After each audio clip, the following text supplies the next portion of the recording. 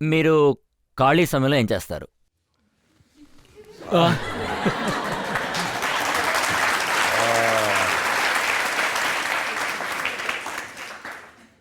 ఆ, నేను రోజు యోగా చేస్తాను, 2 గంటలు వాకింగ్ చేస్తాను, ఆ తర్వాత పూజ, తర్వాత నమాజ్ చేస్తాను, ఆ తర్వాత ఒక చోటికి వెళతాను.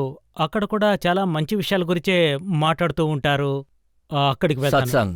సత్సంగ్ ఆ, సత్సంగ్ సత్సంగ్‌కు వెళ్తాను. చాలా ప్రశ్నలు వింటుంటాను.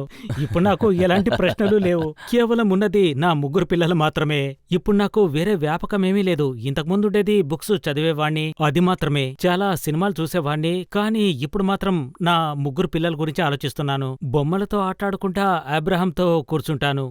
నేనెవరైనా అమ్మాయిల ప్రోగ్రాం చూడాలి అనుకుంటే, అది మేకప్ షో చూడాలనుకుంటే నా కూతురుతో కూర్చొని చూస్తాను. ఏదైనా నాటిగా చేయాలంటే నా పెద్దబ్బాయితో కూర్చుంటాను. సో నాకు వేరే వ్యాపకం లేదు. సినిమాలు చేయడం, కుటుంబంతో గడపడం.